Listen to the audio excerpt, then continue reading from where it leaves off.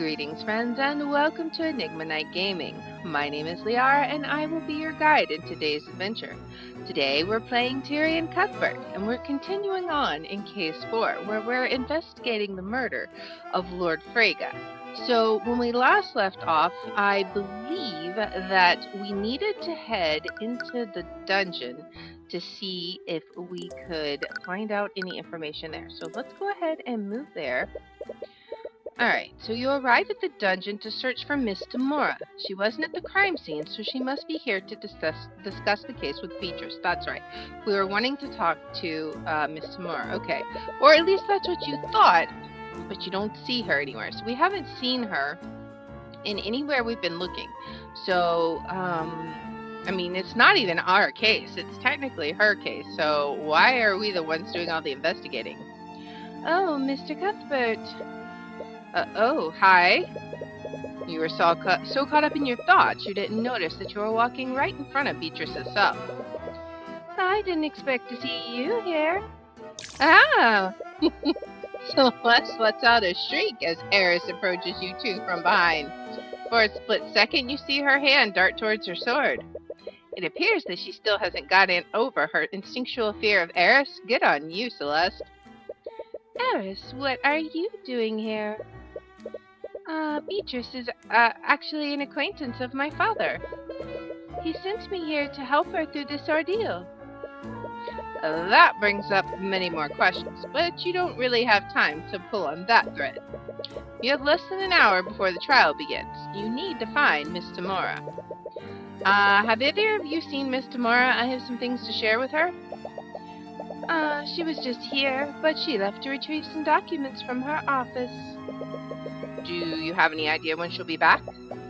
She didn't say, but if your discussion has something to do with the case, I could pass a message on to her. You feel a little hesitant for some reason, but it is her life on the line. If anyone should know about what you found during your investigation, it's her. Okay, well, let me tell you what I know. You spend some time going through your findings with Beatrice. From your list of suspects to the possible motives behind the murder. You notice that with each revelation, she becomes more uneasy. The idea of someone framing her must be stressing her out. Sure, that's the reason why. Not because we're getting closer to the truth, right? I see. You've certainly been very thorough. Yes, but I still have no concrete evidence that points to anyone. We've underestimated him. If he reveals these findings to Prince Aster, he might suspect something. What? Sorry, I was just deep in thought. And you were about to catch one of those thoughts. Beatrice, I'm sure you're aware that Prince Aster has your best interests at heart. I know. Even though we haven't spoken for the last 5 years, I still consider him a dear friend. Then I suppose you have no issue with me sharing these findings with him? Of course not. This is bad. Even he wouldn't support us if he knew that I was involved. Wait, what was that? Her thoughts just said that she was involved. Did she actually murder her father? Is something wrong, Mr. Cuthbert? You look a little pale. Beatrice was actually behind this? But how? Raise your hand if you're surprised. Not me. She's completely blind. She couldn't have navigated through the manor and avoided the guards. No, you must be taking her thoughts out of context. That's it. Mr. Cuthbert, perhaps you should get some rest. You look dreadfully tired. You think very carefully about what to say next. There's one way to get a certain answer through the eye, but if you're wrong... Beatrice, you weren't actually involved in this, were you? Tyrian! You see her gaze narrow in response to your question. Once again, she claps her hands together. She's clearly trying to stay calm. Do you suspect me now, Mr. Cuthbert? You didn't answer my question, Beatrice. As if I'd even need to justify it with a response. But no, Mr. Cuthbert, I was not responsible for my father's murder. At least not directly. I was technically an accomplice. An accomplice? Did she work together with someone? Cuthbert! Miss Tamora! Hey, Taco Crew, welcome in. Your mentor seems to have sensed the mood in the air. She raises an eyebrow at you. Miss Tamora, can I speak with you alone for a second? Okay. What's wrong? Is everything okay? Miss Tamora, Beatrice, she actually did murder William Frege. Miss Tamora's gaze narrows. Her eyes dart around the room to make sure the guards didn't overhear you. What are you talking about? How could you possibly know that? I used the Eye of Horus on her. She conspired with someone else to orchestrate William Frege's death. Uh-oh, she's afraid? Have you told anyone else about this? No, it's not as if they believe me anyways. You're the only other person who knows about my abilities. Okay, just stay quiet about this for the time being. Anyways, I need to get ready. The trial starts in half an hour. What? You're not seriously going to defend her, are you? Of course I am. I'm her attorney. But she's guilty. I saw it. Look, at this point, I don't know what you saw. Do you think I can just abandon a client minutes before a trial? No, but it's not for either of us to decide who's guilty and who's not. Everyone has a right to an attorney. Our court system needs a defense attorney and a prosecutor to keep things fair. More importantly, you had no right to use the Eye of Horus on my client without my permission. What? But I don't have time to argue about this. We will be talking about this later. Ooh, she's mad. Before you have a chance to respond, Miss Tamora walks away. Celeste sees both of you and awkwardly approaches you. Hey, Tyrion, is everything okay? I'm gonna go with no on that one. Celeste, I think Beatrice was actually behind this. What? You don't blame her for not believing you. It's not as if you can tell her about the Eye of Horus. Although, why haven't you told her? Alright, I believe you. What? You wouldn't say something like that if you weren't sure, right? But if what you're saying is true, what do we do now? You think long and hard for a moment. I don't think we need to do anything. What? Steelman is handling the prosecution, and she's definitely no pushover. If Beatrice is truly guilty, I'll just have to trust her to get the job done. Either way, I don't think we're in any position to get involved. All right, if you say so. It's really none of your business. But is it? You have no stake in this. You're not obligated to do anything. But are we? You've done everything you can. It's in their hands now. Come on, Arya. Oh, no. It's none of your business. Uh-oh. This isn't your fight. William Frege was a tyrant and a bigot anyway. He's a noble who did nothing but steal wealth from the common folk. The world is better off without him, and it's not as if you didn't try. All you have to do is wait for the trial to run its course. We're not going to do that, are we? Objection! I knew it. That look on Miss Tamora's face. Your Honor, I'm afraid you can't pass a verdict just yet. Mr. Cuthbert. Cuthbert? What are you doing? I don't know. But what I do know is that there was a massive contradiction in Miriam Frege's testimony. Who were you kidding? As if you were ever the type of person to stand by and do nothing. I know, right? Yes, let's save our progress before we, totally ruin our life, right? Slam! Your Honor, the defense, I mean, the prosecution. I would like the right to cross-examine this witness. Bailiff, please arrest Mr. Cuthbert. I'm holding him in contempt of court. Wait. You didn't really think this through, did you? Instead of following his orders, the bailiff walks over to the judge's podium and whispers something in his ear. What? I see. Very well, then. What are they saying? It appears that Miss Steelwind has somehow predicted that this would happen. In accordance with her wishes, Mr. Cuthbert may act as the prosecutor in her stead. What? You can't be serious! I am honestly just as surprised as you are, Miss Demora. But Miss Steelwind has apparently designated him as her stand-in. That's unorthodox, but it's also legal. You recall something strange Steelwind asked you earlier today. So, what would you do if one of your clients was guilty? I suppose I'd withdraw and tell them to find another lawyer. And if no one else would represent them? I don't know. It would definitely be a hard choice for me. But I would never be able to represent them if I knew the truth. I just can't stand by and let a murderer escape justice. I see.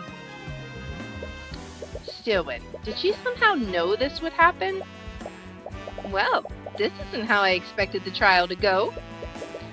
Shortly after you barged onto the prosecutor's table, Celeste awkwardly followed behind you. Curiously, she only did so after the bailiff didn't arrest you. I guess we're really doing this. What's wrong? This feels weird. We're on the other side of the courtroom. I mean, this is where the prosecutor is supposed to stand. No, this feels way too jarring. Ruby, can we switch tables? What? Please ignore her. No, this is way too weird. Tyrion, get her to switch with us. Scaled Lord Celeste. For the love of, I genuinely do not care. Cuthbert can have this side if he wants it so badly. Now we're on the right side of the law. With that out of the way, let's resume the proceedings. Assuming that we have all at our preferred spots. We are, Your Honor. As much as you hate to admit it, you are more comfortable here. Not that you want to encourage her. With all of these interruptions, I think it best to review the proceedings up until now. I agree. I've slept since then. The prosecution proposed that Beatrice Frega's motive for the murder was to claim the victim's inheritance. However, the defense brought forth a witness who testified that Beatrice was disinherited by her father 5 years ago. Am I correct, Miss Demora? You are, Your Honor. Very well. Considering the circumstances, I think it's best to have Lady Frega repeat her testimony. Bailiff, please escort Lady Frega to the stand once more. Okay. Miss Frega, could you please give your testimony to the court once more? Of course. Boy. One day, we all woke up and discovered that Beatrice had fled from our home. She left a note for us, and in it she renounced her name and denounced my father. My father later called me and my sister into his study. He told us that he'd completely disowned Beatrice and removed any claim she had to the Frega estate. It was probably a threat to us in case we ever chose to go down the same path she did. He wanted to make an example out of her. This all happened 5 years ago. So your father disinherited Beatrice shortly after her departure? Yes, he did. As such, Beatrice would have no motive to murder her father. Any inheritance she could have received would be long gone by the night of the murder. Is that really true, though? Because didn't the sister say something different? One day, we all woke up and discovered that Beatrice had fled from our home. That must have been a surprise for all of you. Did she tell anyone else about her plan? No, she didn't. She left without a word to anyone. She should have spoken with us first. It appears that she's sincere about what she's saying. Alright. She left a note for us, and in it she renounced her name and denounced my father. From what I've heard about your father, I don't find that surprising. It's clear to everyone involved that my client was not treated well by her father. That's what drove her to sacrifice her claim to the Frega estate.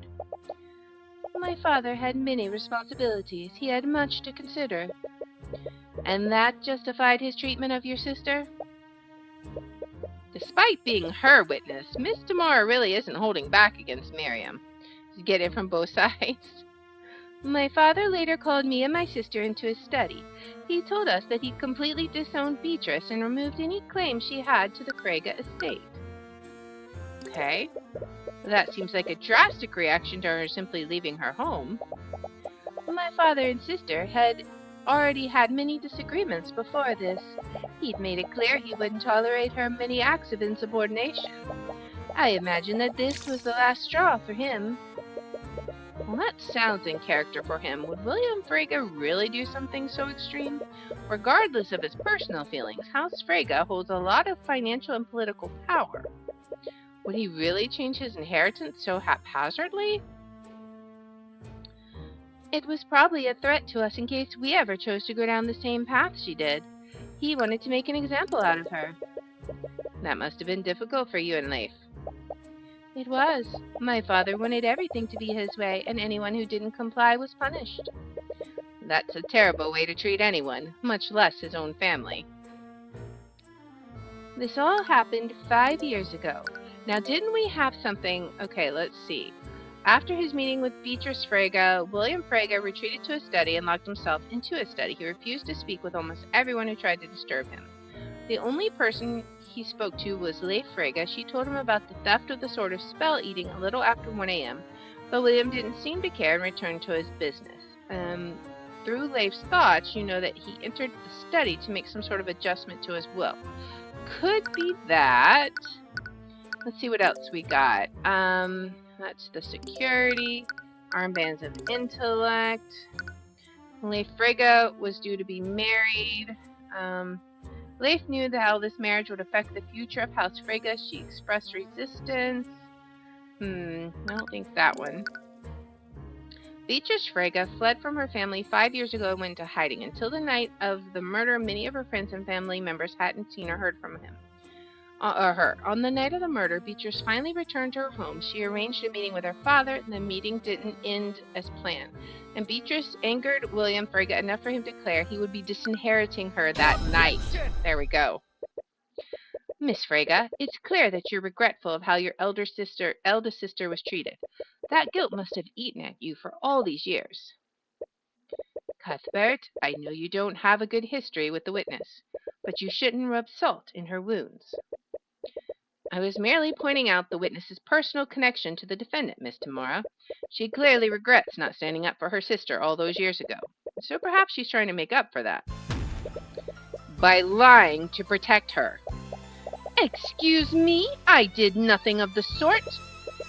Miss Frege, you testified that your father disinherited Beatrice 5 years ago. However, I have testimony from another witness who spoke with the victim on the night of the murder. After Beatrice's meeting with William Frege, he openly declared that he would be removing her from his will. He even entered his study to draft a new will to reflect that decision. So that raises the following question. Why would the victim need to declare that he was disinheriting the defendant? It doesn't make sense if he had already disinherited her 5 years ago. Is that so? Well, who did you hear this from? It's clear they had no understanding of my father's estate. And they had no understanding? Miriam, this testimony came directly from your sister, Leif Frege. What? And she should have also been present during this alleged meeting 5 years ago.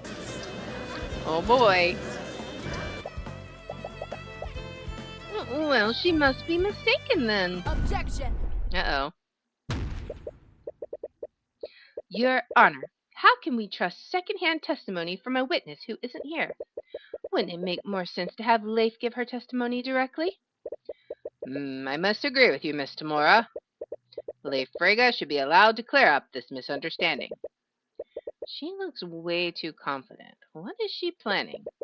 You're not sure if it was intentional, but Miriam's testimony was false.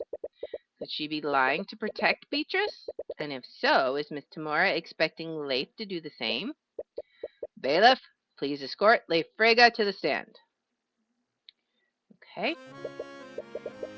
Miss Frege, when we spoke earlier, you mentioned that your father decided to disinherit Beatrice, and he decided this after their meeting on the night of the murder. Is that correct?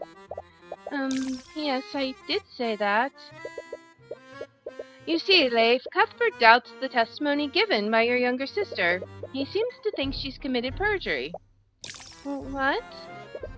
I wouldn't go so far as to say, witness, lying under oath is a serious crime. It would have harsh consequences even for someone of your sister's status. No, she couldn't have. Wonderful. Are you saying that you can corroborate your sister's testimony? Miss Tamora, you can't just intimidate the witness. I have no idea what you're talking about, Cuthbert. I'm just telling the witness what may or may not happen depending on what she does next. The choice is ultimately hers. So, Leif, assuming Miriam wasn't lying under oath, could you please testify to the court to confirm what your sister said? Yes, of course. Uh-oh. She's gonna lie. You see, Miriam was quite young when my father called us into his study 5 years ago. She didn't understand what he was really doing. My father would often lie to us. It was one of the many ways he kept us in line. The encounter that Miriam described was just another one of his lies. Despite their disagreements, my father would never disinherit Beatrice without a good reason. He always held on to the possibility that she would become desperate enough to return home. The truth is that none of us knew what my father was planning for House Frege's future. See, Cuthbert, the truth is much more complicated. No one could have really known what William Frege was planning for his estate. Leif is definitely trying to cover for Miriam, and Miss Tamora is playing her like a fiddle. Luckily for you, she's not the only person that gave her statement to you. All right. You see, Miriam was quite young when my father called us into his study 5 years ago. She didn't understand what she was really doing. Do we have anything to counteract this? I don't know. Let's see. Let's see.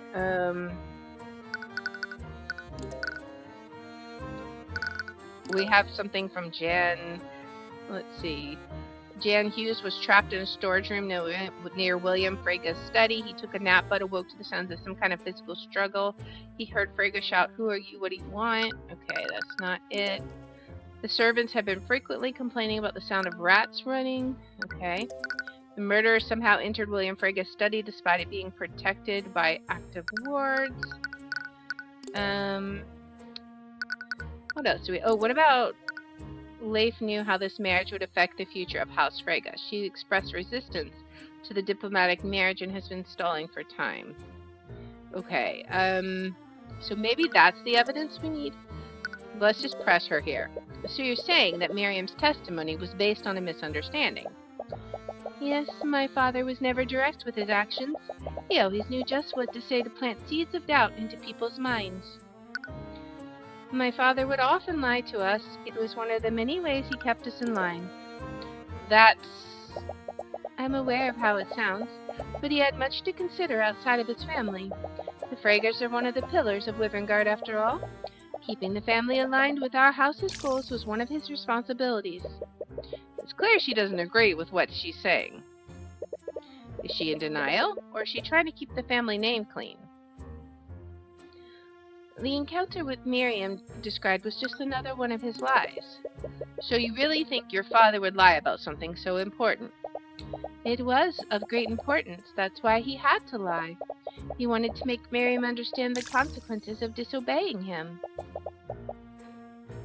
What kind of father does that? But if he truly wanted to scare Miriam, why wouldn't he disinherit Beatrice? Despite their disagreements, my father would never disinherit Beatrice without a good reason. He always held on to the possibility that she would become desperate enough to return home. Even after she renounced her name and denounced him? My father was always more pragmatic than vengeful. I imagine that he expected her to fail on her own, and if she ever came back, she would be forced to rely on him. If he could make someone like Beatrice feel powerless, he could get the rest of us to fall into line. Looking back, I suppose that's all we ever were to him, assets to be appraised and traded. I hear a bit of resentment in her voice. The truth is that none of us knew what my father was planning for House Frega's future. Except, that's not true. Objection! Miss Frega, did you really have no idea about House Frega's future? No, I didn't. My father made sure of that. As I told you, he kept many secrets and wasn't above lying to manipulate us. But with Beatrice gone, you would have been the one to inherit your father's estate. Would you really be ignorant of your father's plans for House Frega? Unfortunately for you, I don't think you'd be that careless. In fact, I have it on good authority that you knew exactly how William's inheritance would be divided before that night. What? Leif, according to Lord Van Sanctus, you were arranged into a diplomatic marriage with his son. You expressed resistance to this arrangement, am I correct? I have no reason to comment on that matter. Cuthbert, the witness's personal matters are hardly any of our business. Yes, I must ask that you keep this discussion relevant to the case.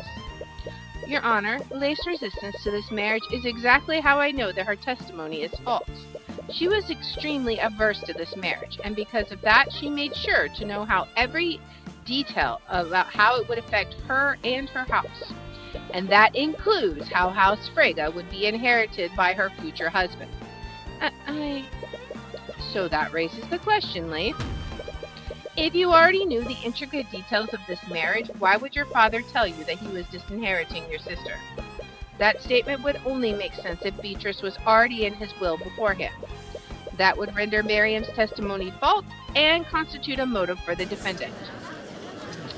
Oh boy, you go, Cuthbert. You present a decent argument, Cuthbert, but your claims rely on one assumption. And what assumption would that be, Miss Tamora? Even if he was lying, the victim declared that he was revoking Beatrice's inheritance. She must have already been named in the will previously. Otherwise, there would have been no need for him to say that. It wouldn't make any sense otherwise. And that's where your assumption is. You're assuming that William Frega was acting logically. What are you talking about? It's clear that William Frega was extremely controlling of his daughters. By your own admission, Leif Frega was resistant to the marriage arranged by her father.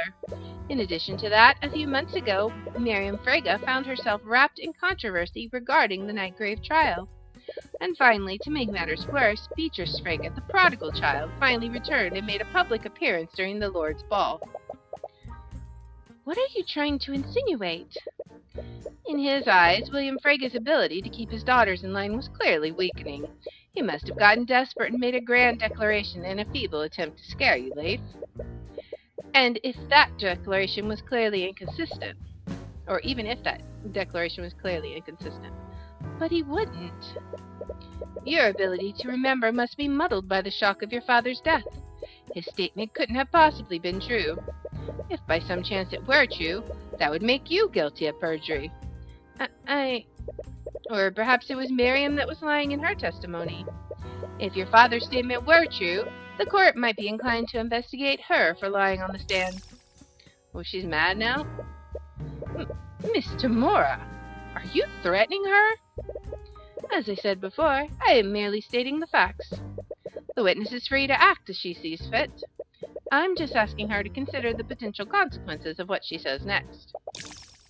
What do I do? Dang it, she's pressuring Leif to side with her. She's clearly conflicted, though. Isn't there anything you can do? Oh, but there is. You feel a sense of clarity when you look at her. Is the Eye of Horus reacting to her stress? You wonder. Uh-oh. I'm sorry. I need time to think. Please don't stare at me like that, Mr. Cuthbert. Wait a minute. No, wait. It's too late. Not can remain concealed. You forgot who you were against, didn't you, Miss Tamora? You did it. You activated the empowered eye. There has to be something in her mind that you can use. The state of her father's inheritance is the backbone of your case. Is there anything in her mind that can definitively prove what was on his will? Well, let's start with this, about the marriage. As much as I hate to admit it, this trial is a perfect opportunity to back out of the arranged marriage. Von Cinctus's holdings are weakening by the day. I doubt he'll be able to put up much resistance. And once Beatrice inherits the estate, we might be able to rebuild our family. She's assuming that Beatrice will inherit House Frege. That confidence must mean she's certain of what was in William's will. But how do you prove that? Okay, what about her testimony? I need to make sure that I tell the truth without harming Miriam or Beatrice. Beatrice couldn't have possibly done this, and I'm sure Miriam also has her reasons. They couldn't rely on me back then, but they can now. You didn't get any leads from that. Let's try something else. What about this? As much as oh, this is where I did that. Okay. So that was the same thing. What else?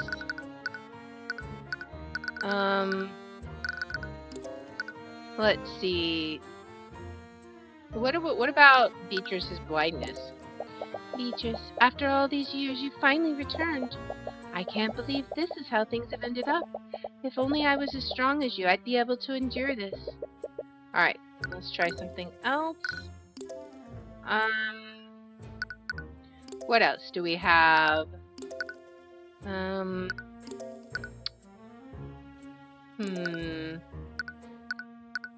Do we have any spells that we can use? The anti-magic. What about if she thinks about, let's see, this is Leif. What if she thinks about Lloyd von Sink? No, she's just gonna say the same thing, right?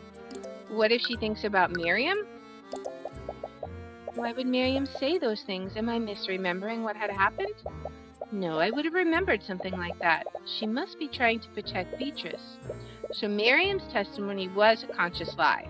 Beatrice's inheritance wasn't revoked until the night of the murder. Alright, what else? What does she think about her father? Father, I know we had our differences, but I did love you, and I never wanted you to die. She seems genuinely surprised and regretful about his death. From your encounter earlier, you know that Beatrice had an accomplice, but you doubt that it was Leif. Okay. What else?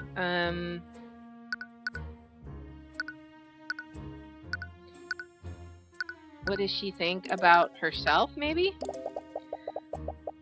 Okay, so we've already done that one. Alright. What else? Does she have any thoughts about Miss Tamora? Ruby Tamora, I've heard stories about her. I never expected Beatrice to hire someone like her. I wonder if she'll be at the will reading tomorrow. A will reading? She must be talking about William Frege's will. Alright. I believe you've had enough time for deliberation, Mr. Cuthbert. Are you able to prove the defendant's motive or not? I'm not, Your Honor. At least not yet. It's clear we won't get anywhere until we can confirm the state of William Frege's will. And we can easily confirm that tomorrow morning, when William Frege's will is read to his family. How did you... Oh, she's mad. I see. Once his will is read, it will become public record. I suppose I have no choice but to suspend this trial until such time that William Frege's will is read. Oh, she's gonna complain?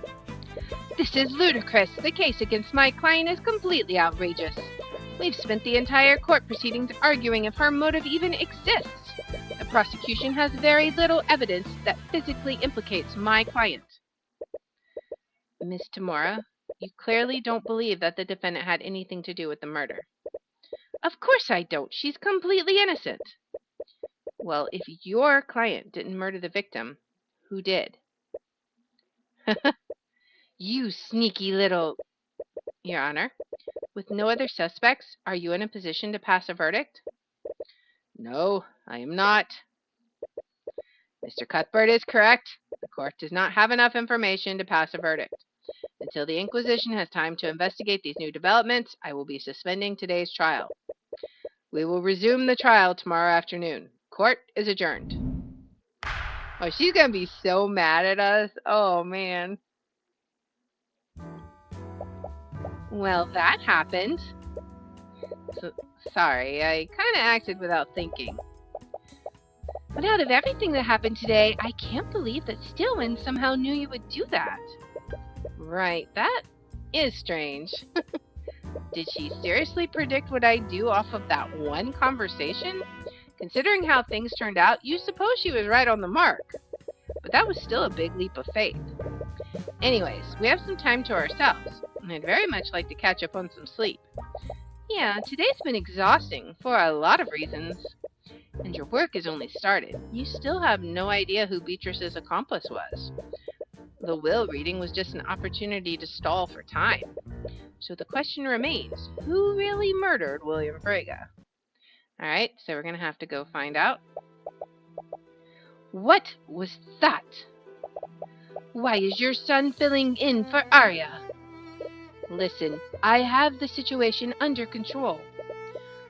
If that's true, I'd hate to see a situation you consider out of control. Eris. My father is not pleased with today's developments. You promised that the verdict would be passed before William Frege's will became public record. This has thrown quite the wrench in our plans. I understand.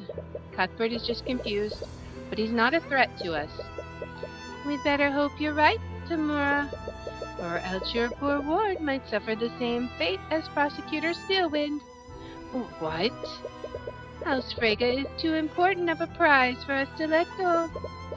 Bring us results tomorrow, or else we will continue to take more drastic measures. I don't like Eris at all. She is terrible and evil. Alright. For the first time since the Lord's Ball, you are finally able to get some sleep. You woke this morning refreshed, but also a little anxious about the results of the reading. You arrive back at Frege Manor and see that Beatrice, Leif, Miriam, and Von Sanctus have all gathered, along with Miss Tamura, who is accompanying Beatrice as her attorney. You're not really sure what to say to her after everything you've done. The air still feels too awkward to approach her and talk about it. Thank you all for coming here today. As William Frege's close associate, I must express my deepest condolences for your loss. I think I speak for all of Wivengard when I say, enough, just get on with it. Ahem, very well then. To get straight to the point, Lord Frege's will was magically sealed when it was given to me. He asked me, his executor, not to submit it to the courts of probate until after his death. Although I imagine none of us expected such a time to come so unexpectedly. Anyways, Lord Frege's assets included sole ownership of several banking houses throughout Wivengard, 10 million gold and various investments. 10 million?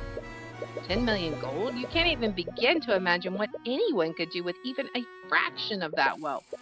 And lastly, sole control and ownership of the Frege noble house. The executor takes out a large envelope and uses a rune stone to dispel the magical seal on it. I, William Frege, being of sound mind and body, do hereby declare this to be my last will and testament. I hereby give, devise, and bequeath all of my assets and property, both real and personal, to Jaden Von Sanctus, provided that he enters into a legal and binding engagement with my daughter, Leif Frege, within 6 months of the date of my death. What's that? William must have added that addendum to prevent Von Sanctus from trying to steal his empire. But a legal and binding engagement is predicated on Leif accepting it. She clearly doesn't want to go through with it, so if she simply waited 6 months, Von Sanctus wouldn't have any claim to the estate.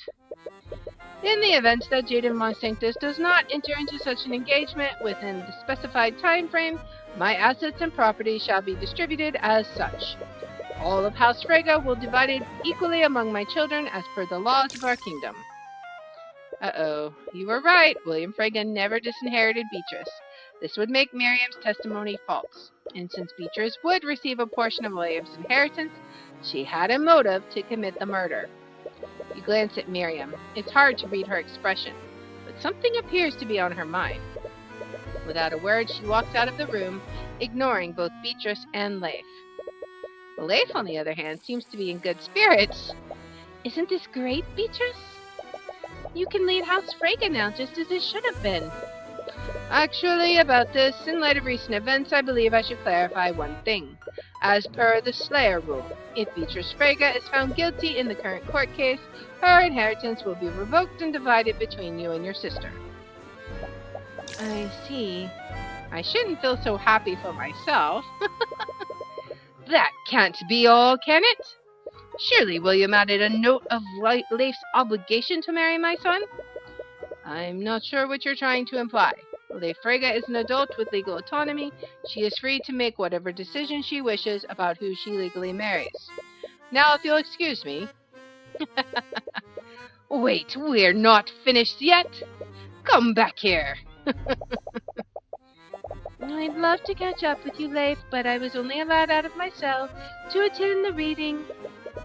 You notice an Inquisition Knight outside the door. He seems to be watching Beatrice intently. But don't worry, I'm sure once this misunderstanding is resolved, we can talk all we want about our family's future. Of course. A group of knights leads Beatrice out of the manor, and Leif follows after them, leaving you and Celeste alone with Miss Thamora. Everyone's quiet. About what I did. Look, I'm not angry, Cuthbert. Oh.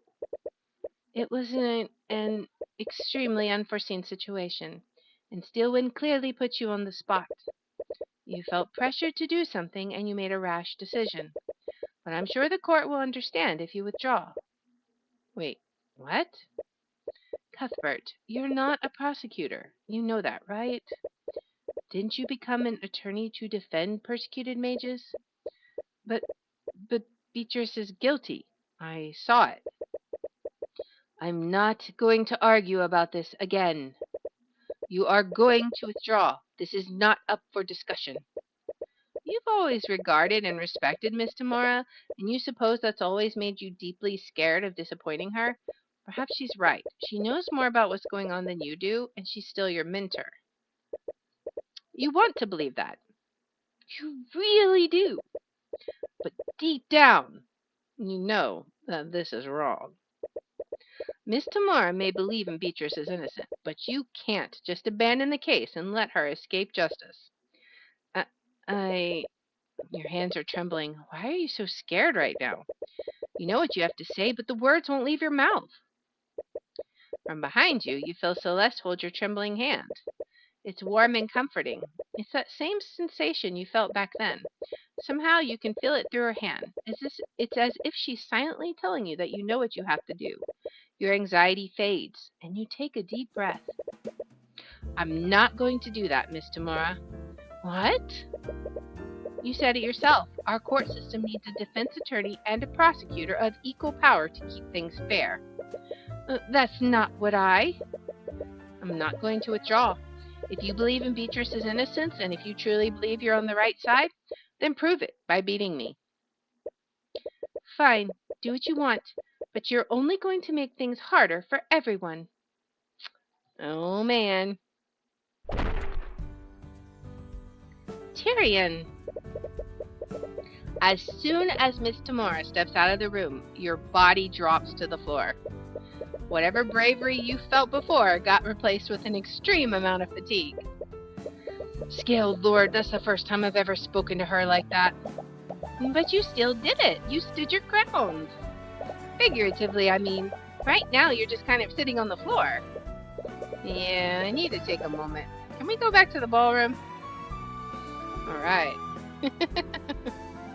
Fine, yep.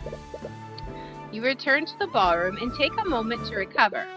You spot Commander White at the edge of the room, but you don't pay him much notice. It takes you a while before you feel ready to stand. You okay? Yeah, I just needed a moment. Anyways, the will reading brought us a few hours more to investigate the murder. We should take advantage of the new information we just learned. So, where should we start first? Alright, you're the prosecutor now, so that would technically make you his boss for the time being. This is weird, right? Yep. Awkwardness aside, I've never really led a task force before. What would Steelwind normally do in this situation? Well, she'd normally have us investigate areas of interest. Right. The context of the investigation tends to change after each round of court proceedings. Well, we're lacking a lot of physical evidence. Could you and the Inquisition search the gallery and Beatrice's room? Perhaps you can find evidence of how the Sword of Spell Eating was stolen. Whatever you say, boss. And that covers the Inquisition, but what are we going to do? It's clear that Lord Frega's inheritance plays a large role in this case. Even if it's not valid, we should take a look at the modified will that he was drafting. It might give us some insight about what he was really planning to do with his inheritance. I guess Tyrion is still in for now, yep. Alright, I just can't wrap my head around it. Beatrice murdered her own father for what? Wealth and power? That's just how the aristocracy works. Even the weakest noble has a large amount of political power. Sometimes I feel lucky that I grew up in Cornhaven. Yep. Alright, where should we go next? William retreated into a study to draft a new will. Even if it's not valid, we should try to look for it there. Okay, it might give us some insight about the headspace he was in that night. So let's go ahead and go to his study. Alright. Let's see what we can find there. Come on, where is it?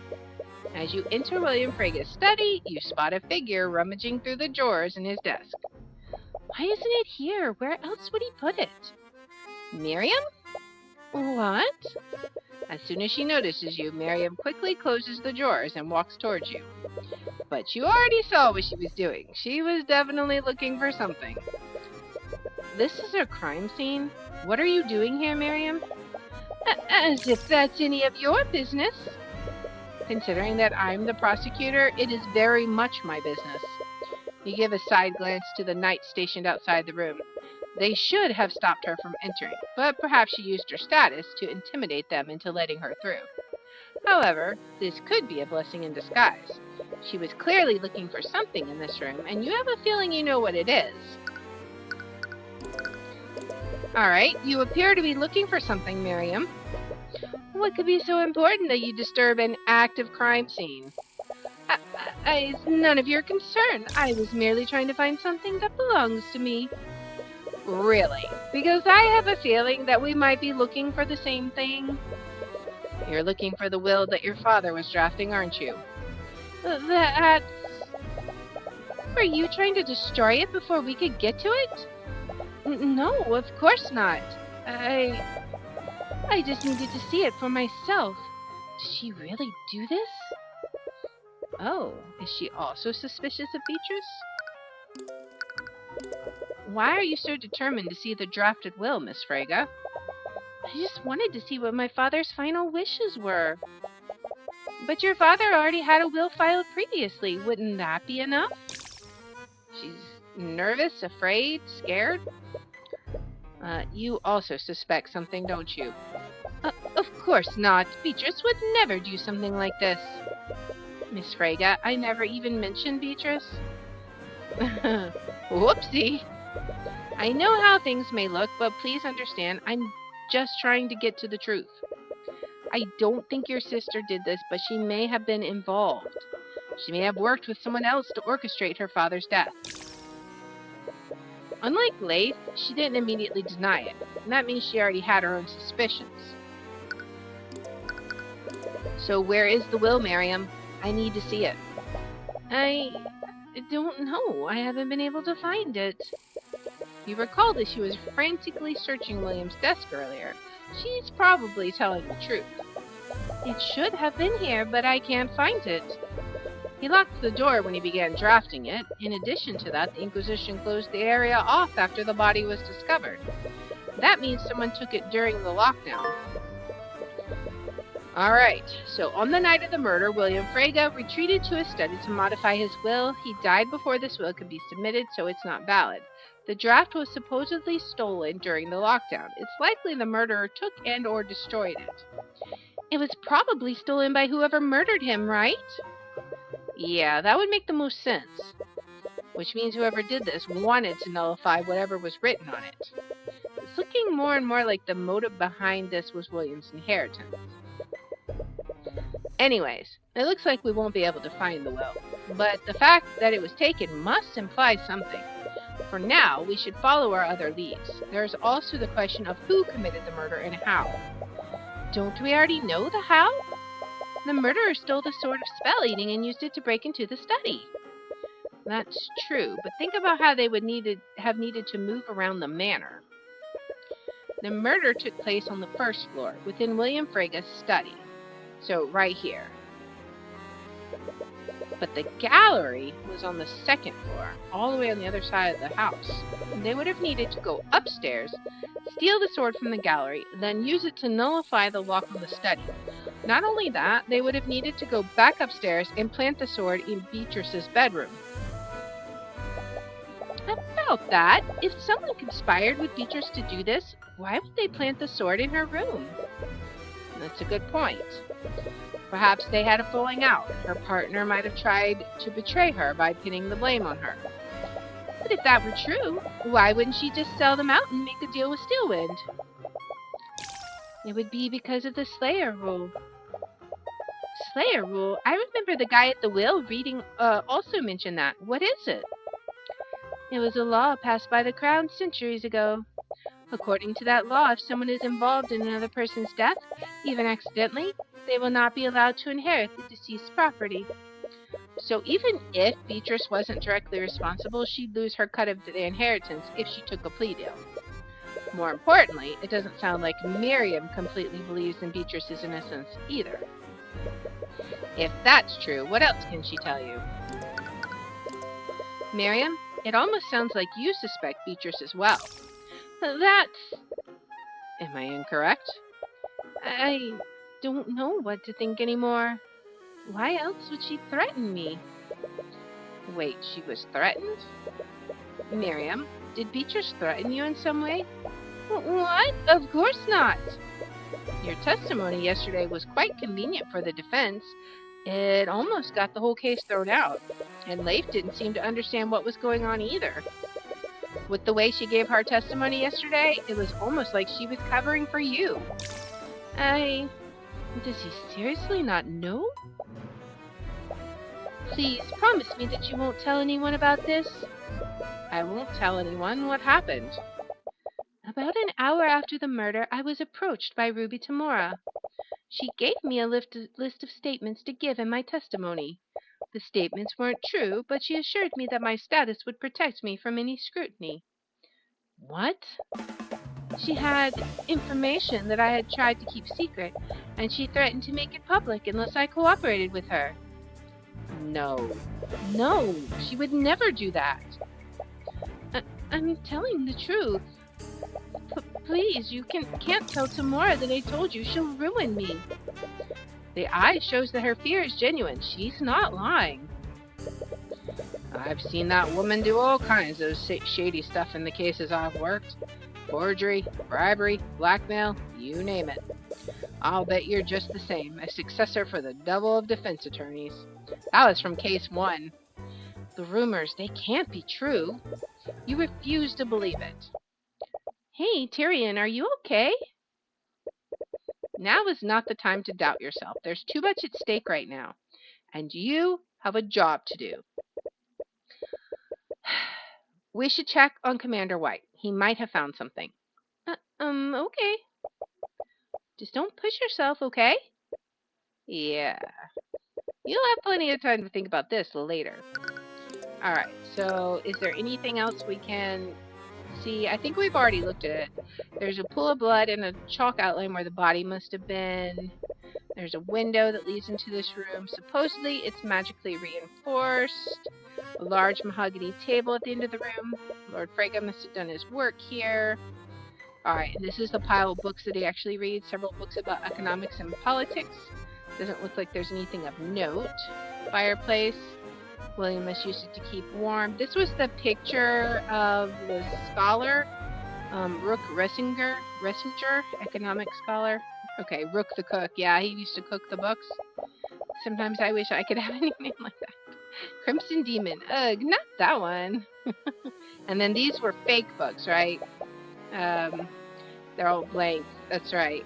Still think it's Eris. I have absolutely no doubt that Eris and her father are behind this somehow. I mean, A trace of illusion magic, where they turn themselves invisible. Okay, so we already knew all of that. So let's go ahead. Oh, not present. Let's move. Yeah, I'm pretty sure Eris is involved. So he was looking in the bedroom, right? Let's go ahead and move there, see if he's here. You enter Beatrice's bedroom and see the Inquisition combing through it. It looks like their search is focused under her bed. Oh, hey kid. Commander, we're still doing a deep search of the room, but we're not done yet. You should probably come back later. Okay, let's go to the sitting room then, I guess. Is there anything here? As you move around the manor, you peek into the sitting room to see if Von Sanctus is still there. You don't see him there, but you spot another individual. He's calmly reading some sort of book, but you can feel a menacing aura emanating from him. Who in the world is this? This aura. You must be daft if you think I wouldn't notice your presence. What? Did he notice you? You barely entered the room. Before you have a chance to respond, the man pulls out his great axe and rushes towards you. Wait, You bring up your arms to block his blow, but in hindsight, that probably won't do much against an axe that large. Prodigus. Oh, she's gonna protect us. You open your eyes. Celeste is now standing between you and the axe-wielding maniac. You're not sure what happened, but it looks like she knocked him several feet backward. Oh, it's you two. What was that? You could have killed him. You shouldn't have snuck up on me like that. I almost cleaved him in two. Tyrion didn't do anything wrong. Who do you think you are? I am Lord Lucio Steelwind, Grand General of the Wyvern Guard military forces. Okay, so this is Arya's dad, I guess? So this is Prosecutor Steelwind's father. They do share the same intimidating stare. Although, he's not the most menacing person in the room right now. Don't cross Celeste. Celeste is fine. I'm not hurt. She's like, I don't care. She looks more than irate right now, but she begrudgingly sheathes her sword. Anyways, Lord Steelwind was one of the people with a motive to murder William Frege, and as a fellow head of a pillar house, he might have some information about William and his affairs. Alright, she's mad. If looks could kill, McCoy, one might misinterpret that look of yours as murderous intent. Aw, guess you do have some battle instincts after all. I honestly wasn't sure, since you so obviously have the silver spoon stuck up your... Celeste. Such lack of respect and discipline. If you were one of my soldiers, I'd have you hung. If I was one of your soldiers, I'd hang myself. Okay. Let's try to stay civil here, shall we? Lord Steelwind, you were at the Lord's ball when the murder occurred. Am I correct? I was. Do you mind if I ask you some questions about what you saw that night? He's like, not answering. If that's okay with you. I suppose I must oblige, considering that my daughter has so unceremoniously thrust her responsibilities onto you. No roast. I'm sorry about what happened to your daughter. I'm sure that you're very worried. It's her own fault for exerting herself despite her injuries. He's worried about her. Even the bravest warrior knows when to stay off the battlefield. How can you say that? Your daughter was trying to do the right thing. By prosecuting the heiress of House Frege, she had very little evidence to substantiate a conviction. If she wanted to strike a blow in a rival house, she should have been certain that her enemy would fall. So what happened to Arya? Eris happened to Arya. It hasn't said specifically what, but it's hinted at it. Eris did something to her that caused her to collapse. So I don't know. I think I'm not sure what it was exactly. But now, Beatrice Frege is found. Any hopes of an alliance between House Frege and House Steelwind will be completely annihilated. It's clear that he and the prosecutor have vastly different priorities. Where were you throughout the night, Lord Steelwind? I so loathe gatherings like that. They're a complete waste of time. I was in this room, but then I received word that Lord Frega's lost heiress had made an unexpected appearance. She was supposedly speaking with the Crown Prince, so I made my way to the ballroom. Did you speak with them at any point? No, I kept my distance and stayed near the King's Guard. I needed to make sure she wouldn't try anything. Was this because you were wary of Beatrice Frega? Yes, I was. The Crown Prince has always been a bleeding heart, and the Fregas are trained to sharpen their tongue from birth. I needed to make sure that she wouldn't try to interfere with his engagement. You were worried that she was going to try to take Aster back. I was, but it was clear that that wasn't her intention. But you did overhear their conversation. What were they talking about? Their conversation was completely inane. It was all just small talk. Lady Frega spent most of her time playing with Prince Alaric. Right. Aster's younger brother was there too. You know that Beatrice had some role in the murder, even if she wasn't directly responsible. Did she have some unknown goal by speaking with Aster and his brother, using them as a motive, I guess? You went to the ballroom when you heard that Beatrice had returned. Was this before or after the lockdown? It was before the lockdown. That sounds about right. That means she was accounted for before the theft was reported. And did you see her leave at any point? No, she spoke with the two princes for quite a while. She didn't leave their side until she was arrested for Lord Frega's murder. What? That means she was accounted for the entire night. So, Beatrice Frega was seen speaking with Aster de Wivengard and Alaric de Wivengard during the Lord's Ball. She spent the entire night speaking with them. She was also accounted for before the Sword of Spell Eating was reported missing. Lucio Steelwind, Aster, and several members of the King's Guard can confirm this. But her thoughts said she was an accomplice in William's death. Was she there to distract the King's Guard? Thank you for answering our questions, Lord Steelwind. I'm merely repaying my daughter's debt to you. He was surprisingly pretty cooperative. That doesn't lift any suspicion off of him just yet. You'll need to find more evidence if you want to know for sure. Anyways, we should probably move somewhere else. Let's go, Celeste. McCoy? What? Your spell casting is undisciplined, but your battle stance and reflexes are commendable. You have my respect as a warrior. As if that means anything coming from you. She's so angry. What an undisciplined and defiant brat.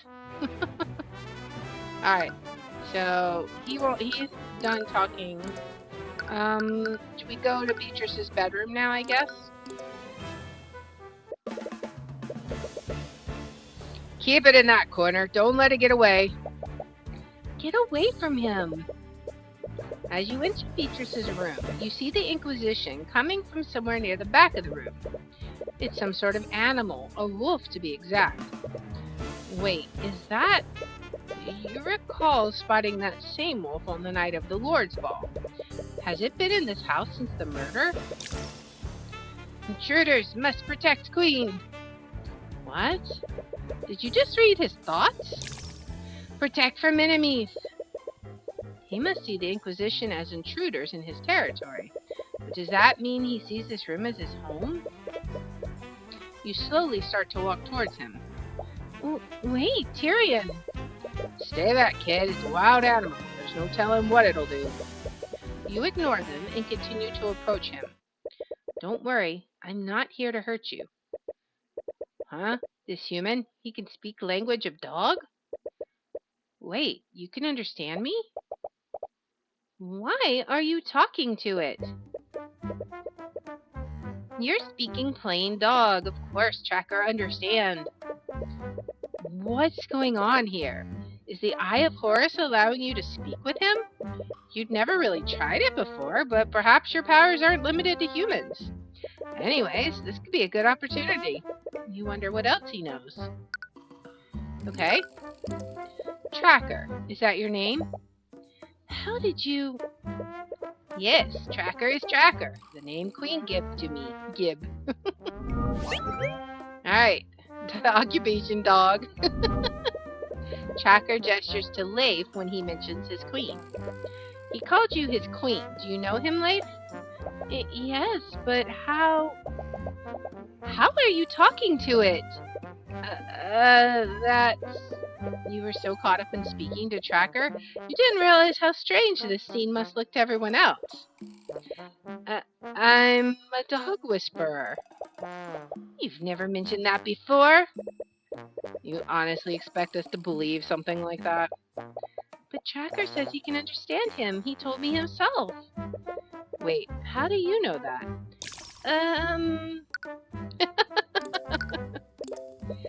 So, Leif, how are you able to communicate with Tracker? I suppose there's no sense in hiding it anymore. Tracker is my familiar. Familiar. So it's the same magical bond Harold has with his monkey. You recall that the familiar bond spell allows the caster to telepathically speak with their familiar. That must be how she's speaking to him. You never mention him during questioning. It wasn't relevant to the investigation, and I've been keeping him a secret from my family. I suppose that makes sense. I doubt William Frege would have allowed you to keep an animal in his home. Well, I don't appreciate you keeping this info from us, but it doesn't look like anyone's got hurt. And aside from this dog, we haven't really found anything new. Darn it, they didn't find any more physical evidence of the theft. It looks like you've run into another dead end. Unless... Tracker, I saw you on the night of the murder. You what? Tracker. Uh-oh. He's supposed to stay in this room. Wait, is that why you won't allow the servants to enter it? I didn't want to keep him in Beatrice's room, but he was very insistent that he stay here. Tracker liked the ambience. Right. Wait, if you live in this room, did you see who brought the sword of spell eating here? I already asked him about that, but he didn't see anyone. He must have been taking a nap. Or he was outside, even though I told him not to leave. That look. Darn it. Tracker see a lot of other things, though. Tracker see many new people that night. Right, he was roaming the manor during the Lord's Ball. He must have seen a lot of new people. Wait, if he was walking around, he might have seen someone that the Inquisition doesn't know about. Can you tell us what you saw on the night of the murder, Tracker? Tracker see rats. This may be more difficult than you thought. I need you to be more specific. Can you go in order? Tell me about everyone that you saw that night. Okay. Tracker was taking a nap in room. Tracker woke up from loud sounds outside. Tracker hears small things running in the walls. Running in the walls. Tracker called Queen, but she didn't answer, so Tracker decided to check sound alone. Tracker follows sound outside. That's when Tracker smelled a bad smell. Bad smell. That's when Tracker smelled flying rat. You smelled a flying rat. Do you mean like a pigeon? Tracker could smell where a rat was, so Tracker barked at him. Tracker must have scared Rat because he fell onto the roof and dropped his stick. The rat had a stick. Tracker could see them now, so Tracker did one final bark to scare them off. The rats were scared and went back into the walls. It went into the walls? That's when Tracker picked up the stick Rat dropped. Queen finally answered Tracker. She told him to go back to his room and hide. After message, Tracker brings stick back to room for inspection. Do you remember what time this encounter happened? What is time? Right, an animal wouldn't really have a concept of that. What did he say, Tyrion? Did he see anything? I think we know how the sword got into this room now. Well, he definitely saw something. Okay, let's try to take a moment to work through this. Tracker is an animal, and despite being able to speak with him, his use of words is very primitive. So you should carefully examine each of his statements. The first thing he heard was small things running in walls. What did Tracker hear when he woke up? You recall someone else observed something similar that night. Okay, so Tracker heard rats running in the vents. The servants were complaining about rats running through the air vents, so they sent me to take care of it. I heard one of them running in the vents upstairs, and I followed it here. I figured it had nowhere else to go, so I opened it up and put a trap down. He must have heard the rats that Jan mentioned. They weren't actually running in the walls, they were running in the vents. The next thing he did was call the Queen, but she didn't answer. Why didn't Leif answer Tracker's message? The Queen that he's referring to is probably Leif. But Leif wasn't with him at the time. He must have called out to her telepathically. Leif was distracted, maybe? By what? By Beatrice? No, Leif clearly didn't want Tracker to leave the room. If he contacted her, she would have said something in response. So something else must have happened. Okay, so... Oh, the familiar bond was nullified by the anti-magic field, right? Leif didn't respond because she never got Tracker's message. The telepathic capabilities granted by familiar bond were disabled by the anti-magic field, which means that this encounter happened during the lockdown. So that covers his first two statements, but you're not really sure what to make of the flying rat he saw. Tracker, why did you refer to the rat as flying?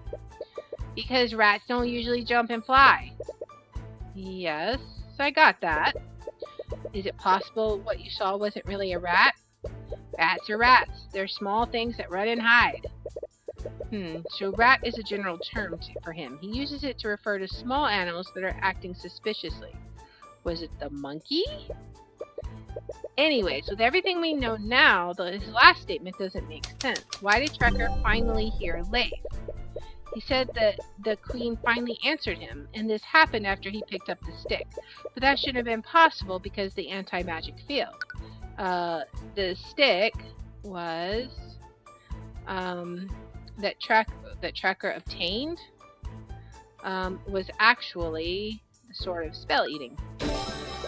Tracker, about that stick you found. Where did you put it after you came back to this room? Tracker hides stick in safe place, under the bed. And this stick, did it look like the sword that my friend is carrying? What? Hey, your friend stole my other stick. Wait, your other stick? Yeah, Tracker found it while he was hiding from the Metal Man. Metal Man? Is he referring to the King's Guard? He must have left the bedroom when they were searching for the sword of spell eating. Wait, are you the one who stole Celeste's sword? Tracker. Did Tracker do a bad? He's so cute. It's as I suspected. Tracker was the one that brought the sword of spell eating here. What? I have no idea how or why, but the sword of spell eating was lying in a hallway somewhere. Tracker found it and brought it back to Beatrice's room. His room. That can't be. So the person who framed Beatrice for the theft was... If it weren't for Tracker, the Inquisition would have never honed in on Beatrice at all. Well, why would the sword of spell eating be lying in a random hallway? Leif, do you mind if I borrow Tracker for a little bit? It's okay, Queen. He smells good. Tracker trusts him. Thanks, I guess? Okay, but only if you allow me to accompany you. You know about Miriam's position, but how does Leif feel about you prosecuting Beatrice? It's possible she might try to sabotage the investigation if you let her accompany you. But as Tracker's owner, you don't really have a choice. You nod to Leif, but you also send a subtle gesture to Celeste to keep an eye on her. She silently nods and follows behind her. Alright, Tracker. Can you take us to the hallway where you found these rats? Sure thing, King. It looks like you've received a promotion. Alright, well. Let's go to the hallway then. See what Tracker found. You allow Tracker to lead you to the location where he found the sword of spell eating. Surprisingly, it's fairly close to Beatrice's room. He apparently didn't travel very far before he met those rats he mentioned. Uh-oh, he's mad and scared. As you continue towards your destination, Tracker suddenly becomes extremely tense. Tracker, what's wrong? Enemy. Oh. Of course it is. Before you even have a chance to react, Tracker steps between you and Eris and begins angrily barking at her. Oh dear. Tracker, stop that. Leif tries to calm Tracker down, but he's undeterred. Tracker has excellent taste. He continues to bark at Eris, and it looks like it's taking all of Leif's strength to hold him back. I'm terribly sorry. He's not usually like this. It's to be expected. I'm not sure why, but animals have always been able to see. But animals have always disliked me. Because you're evil! What is Eris doing here? You recall seeing her at the barracks, too. She said that her father is friends with Beatrice, but is she involved in this case somehow? Anyways, you came here for a purpose. You should examine this hallway and see if you can find any clues. Alright, so what do we got? We got the vent. There's an air vent over here. It appears to go from the ceiling to the ground floor. Is this where that rat escaped to, Tracker? That's where the jumping rat went. I thought you said it was a flying rat. Tracker, see that too? Okay, it would probably be better to just move on. You're gonna find magic? Probably. Anyways, where did this rat come from? Rat come out the other wall. Okay. Do you mean the vent on the opposite side? Yes, Tracker saw a flying rat escape that way. What was this rat doing here in the first place? Okay, is there anything else normal? We got these crystals. The crystals supposedly generated an anti-magic field during the lockdown. However, the sort of spell eating would make its wielder immune to these fields. Repario Arcanum! You called it! What? What do you see? The vents have traces of illusion magic inside them. What? The traces also go deep inside these vents. It's the same for the vents on the other side, too. Why would there be traces of illusion magic inside the vents? What spell could have possibly left those traces? As I told you many months ago, illusion spells tend to do one of two things. They either create freestanding illusions, or they can disguise an existing creature. I doubt someone created a small freestanding illusion in the vents, so a disguised creature must have been inside these vents at some point. But these vents are very tiny. No one would be able to fit inside them. Tracker could see them now. Tracker did one final bark to scare them off. The rats were scared and went back into the walls. But a rat would be able to fit in these vents. Well, yeah, I guess that'd be true. But that would mean that the rat had an illusion spell active on it at the time. It's not only that. He said that the queen finally answered him, and this happened after he picked up a stick. But that shouldn't have been possible because of the anti-magic field. Tracker saw this rat during the lockdown. They would have been inside the anti-magic field created by the lockdown. There can only be one way that rat could have an illusion spell active on it. Wait, you can't mean... The rat was holding the sword of spell eating. Alright, on the night of the murder, Tracker smelled something strange and followed the scent to the hallway north of Beatrice's bedroom. There he saw a flying rat come out from the northern air vent. Tracker barked at this rat to scare it away. When this happened, Rat supposedly dropped the sword of spell eating. Tracker took the sword and brought it back to Beatrice's room. What? But how is that possible? A rat wouldn't have the strength or hands to carry the sword. Tracker's vocabulary is primitive and limited. He used the word rat to describe small creatures that hide and act suspiciously. But even if it wasn't an actual rat, it still couldn't have been a human, right? You're right, but it would have been a small animal. Do we know any small animals that we've met? I wonder. A small animal with the strength and dexterity to traverse a small air vent while holding a sword.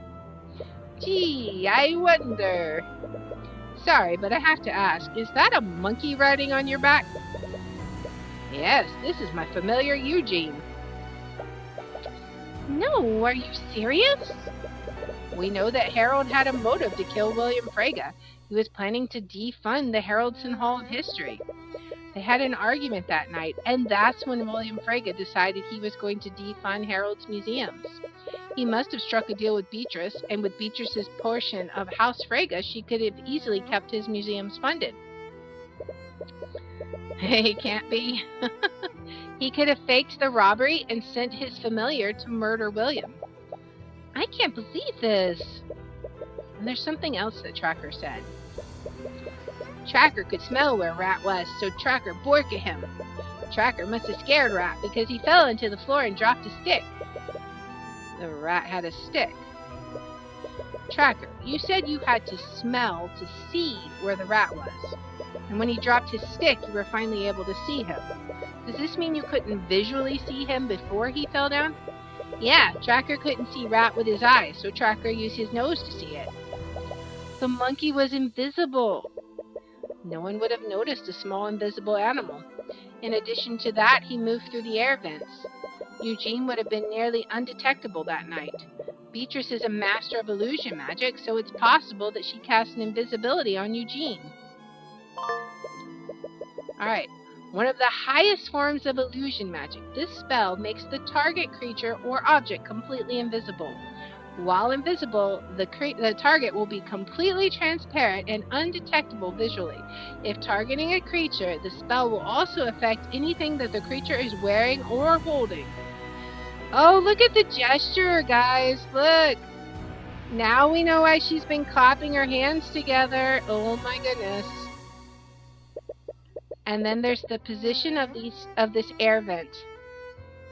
Teamwork does not make the dream work. We're currently in the hallway just north of Beatrice's bedroom. And this air vent connects to the ground floor, which is right above the study. If we align the two floor maps together, this vent must lead into the storage room. Right, the air vent there curves upwards. This must be where it leads. And according to Jan, that air vent led directly to William's study. It would have been the perfect route to enter William's study and leave undetected. But wouldn't he have needed to nullify the lock to enter that room? Why would he need to use the Sword of Spelling at all? Because of familiar bond, they can telepathically communicate with each other. Harold probably needed Eugene to hold the sword so he could tell him exactly where to go. The sword's magic affects anyone magically connected to the wielder, and familiar bond connects them magically. So was Eugene wearing the bracelet then that increased his intelligence so that he wasn't just like base level monkey intelligence, familiar intelligence, like that boosted his intelligence maybe? Well, it's possibly. It makes sense now. Harold could have easily faked the robbery to take suspicion off of him. It's even possible that he was lying about how the display glass was shattered. But I've known Lord Haraldson for many years. I just can't believe he'd be involved in this. She may have known Harold for a long time, but she's never read his thoughts. His thoughts were very hostile and rude, despite his kind expression. He's very good at hiding what he's truly feeling. And Beatrice, there's no way she'd participate in a plan like this. Look, Leif, I know you don't want to suspect your sister, but... And he's the only one who can open it? Yeah, but he may have gotten Beatrice to break the case, because she is just as powerful as Lord Frege had said. So maybe that was her singular role in it. She broke the case for the sword so that it shattered. It's not that. Beatrice would never trust anyone enough to work together like this. But she's completely blind. She wouldn't have had much of a choice. Even so, she's not the type of person to trust her accomplice to stay quiet. Maybe she had a plan to do away with him. She'd find a way to carry out a plan herself, and she'd only employ someone else's help if she had full control of them. Leif probably knows her better than you do, but you doubt that working alone would be possible with her condition. And you can't think of any other way she'd be involved in this. Anyways, we're finished here, aren't we? Yes, thank you for lending Tracker to us, Leif. I only want to help you find out what really happened. Oh, she's sad. Don't make me regret trusting you, Mr. Cuthbert. If you're truly on the side of justice, then you won't. Good. Now, if you'll excuse me. Oh, she's so sad. So that's it, right? We finally know who really committed the murder then? And if you can get Harold to confess on the stand, he might reveal Beatrice's involvement as well. If he does that, you might be able to convince her and Miss Tamora to take a plea deal.